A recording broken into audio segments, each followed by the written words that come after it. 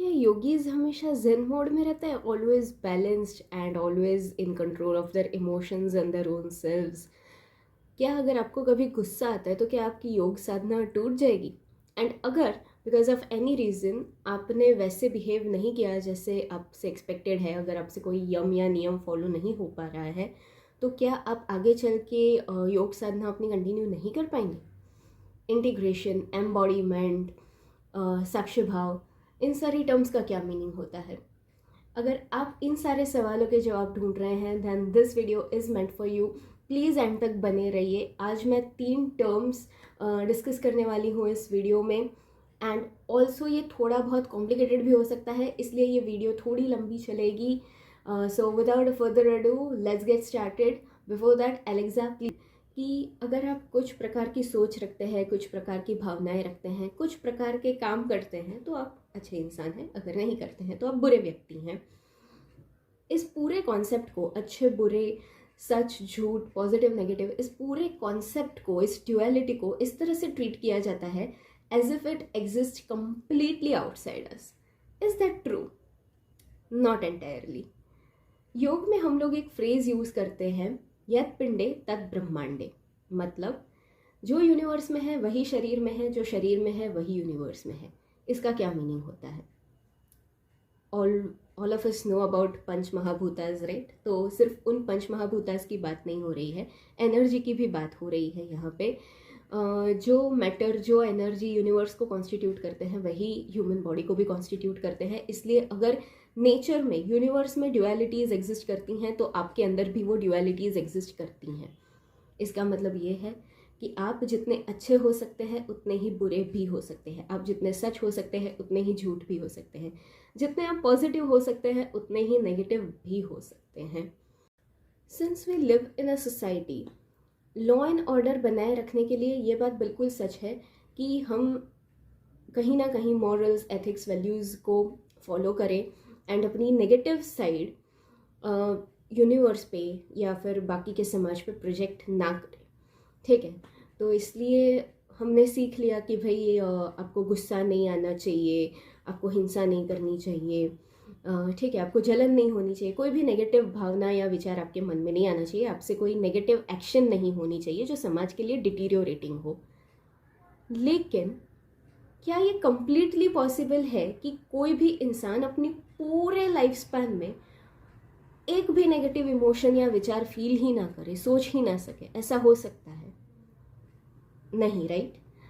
हमारे पूरे जीवन काल में कोई एक ऐसा क्षण आया होगा जब हमारे मन में कोई बुरा विचार आया होगा, कोई ऐसी बुरी भावना आई होगी जो शायद हमारे लिए या समाज के लिए डिटीरियोरेटिंग हो। हमने उस पर अमल नहीं किया, हमने उसको प्रोजेक्ट नहीं किया, that was a very good thing, वो हमारे संस्कार थे। बट कहीं ना कहीं वो इमोशन आया, it is still there within us, right? And कहीं ना कहीं वो हमें परेशान करेगा। जो भी आज हम लोग मेंटल हेल्थ इश्यूज देखते हैं वो हम पेंटअप इमोशंस की वजह से ही देखते हैं। हमारे जो विचार, जो इमोशंस एक्सप्रेस नहीं हो पाते वो हमारे अंदर पाइल अप होते रहते हैं and then ultimately it results in mental illnesses. तो अब ऐसी सिचुएशन में क्या करें? हमें अच्छा बनना ज़रूरी है, उसको तो डिनाई नहीं किया जा सकता, लेकिन ये जो भावना है, जो भावनाएं या विचार जो हमारे मन में आ गई हैं, जो नहीं आनी चाहिए थी, उनका क्या करें? How to integrate them within our selves, ताकि वो हमें भी नुकसान ना करे और समाज को भी ना करे। Here we will learn and understand the term integration. See, थोड़ा मुश्किल है, समझने की कोशिश कीजिएगा। अगर आपके मन में, हमें बता दिया कि आपको गुस्सा नहीं आना चाहिए, जलन नहीं होनी चाहिए, लेकिन वो आ गया, तो सबसे पहले स्टॉप डिनाइंग, उसको एक्नॉलेज कीजिए। आपको कोई बोल के चला गया, आपको गुस्सा आया, एक्नॉलेज द फैक्ट कि आपको गुस्सा आया, ठीक है? उसके बाद रीज़न ढूंढिए कि आपको गुस्सा क्यों आया। उस व्यक्ति ने मुझे ये गलत टर्म बोल दी इसलिए मुझे गुस्सा आया, जो भी बोला वो इस पर्टिकुलर व्यक्ति ने बोला इसलिए मुझे गुस्सा आया। तो गुस्से का रीज़न ढूंढिए, ठीक है? आपने इमोशन को एक्नॉलेज कर लिया, उसका रीज़न एक्नॉलेज कर लिया। Third thing is expressing that emotion loudly to your own self. बाहर नहीं करना है, खुद से करना है। अगर मुझे गुस्सा आ रहा है तो मुझे अपने आप से कहना है कि हाँ, मुझे उस पर्टिकुलर मोमेंट पे गुस्सा आ गया था। जैसे ही आप किसी चीज़ को, किसी इमोशन या विचार को एक्नॉलेज करते हैं, उसको एक्सप्रेस कर देते हैं, उसकी इंटेंसिटी, आपकी पर्सनैलिटी पे उसका इन्फ्लुएंस कम हो जाता है, and that's how integration begins in your body. हमारी जो नेगेटिव साइड थी उसको हमने एक्नॉलेज करना शुरू किया कि वो बाहर से नहीं है, वो हमारे अंदर है, हमको भी ये सारे इमोशंस, विचार आ सकते हैं, एंड कोई बात नहीं, हम उसको एक्सेप्ट कर रहे हैं, लेकिन हम उसको बाहर प्रोजेक्ट नहीं करेंगे। This is called integration of your positive side and negative side, जहाँ पे आप दोनों के एग्जिस्टेंस को एक्नॉलेज कर रहे हो, एक्सेप्ट कर रहे हो एज योर ओन सेल्फ। ठीक है, इसलिए ये दोनों कोऑर्डिनेशन में बिहेव करना शुरू करेंगे। जैसे ही आपने अपनी नेगेटिव साइड एक्सेप्ट कर लिया, आपने सोच लिया कि है मुझ में ये इमोशन और विचार है, लेकिन मुझे इसको प्रोजेक्ट नहीं करना है, तो वो एक्सप्रेस होकर निकल जाएगी। वो आपको भी परेशान नहीं करेगी और बाहर वालों को भी परेशान नहीं करेगी। That was integration.